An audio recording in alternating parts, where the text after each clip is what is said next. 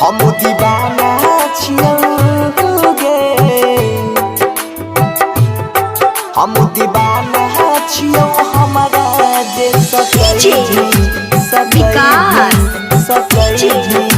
जहरिया खाई के मरबौ जान गे। अभी आप सुन रहे हैं बंसीधर चौधरी से। काइल होतौ शादी हमरा छोड़ के चल जाइबी, दोसरा नाम के मेहंदी अपना हाथ में लगाइबी।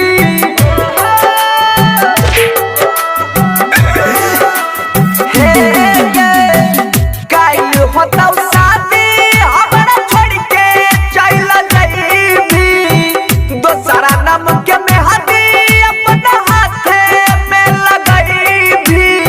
जिए के भरोसा हम नहीं करबौ जान गे।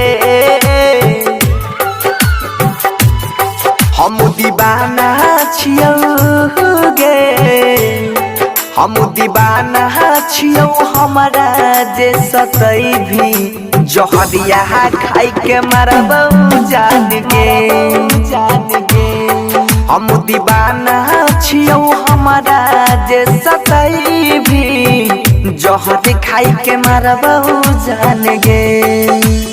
डीजे विकास, डीजे विकास मटियार कला सीतामढ़ी, मटियार कला सीतामढ़ी। Present by Neeraj Diwas Lataona. हाँ किस्मत में हमारा लिखल रही न जान गे, झूठे हमर सपना झूठे सजल यार मान गे। हाँ किस्मत में हमारा लिखल रही न जान गे, झूठे हमर सपना झूठे सजल यार मान गे।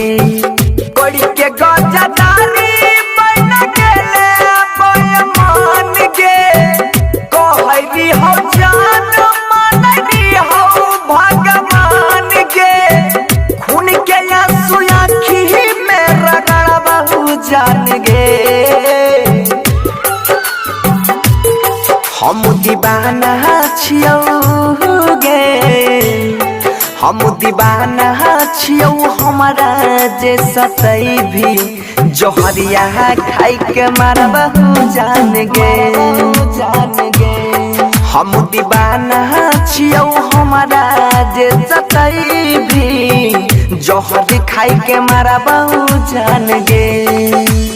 डीजे विकास, डीजे विकास मटियार कला सीतामढ़ी, मटियार कला प्रेजेंट बाय नीरज दिवास लतौना। हाँ हाँ हम नहीं जाना लिया हुए दाना बन भी कठोर गे, हमरा छोड़ के दोसरा संग में बसाइले भी घोर गे। हाँ हम नहीं जाना लिया हुए दाना बन भी कठोर गे, हमरा छोड़ के दोसरा संग में बसाइले भी घोर गे। खोने रही क्रिया के माथा पर हाथ गे, जन्म जन्म रहबै बनसी के साथ गे। सुधीर के बोलिया हमें न परबौ जान गे। हम दीवाना छियौ गे, हम दीवाना छियौ हमारा जे सतई भी जहरिया खाई के मरबौ जान गे, जान गे। हम दीवाना छियौ हमारा जे सतई भी जहर खाई के मरबौ जान गे।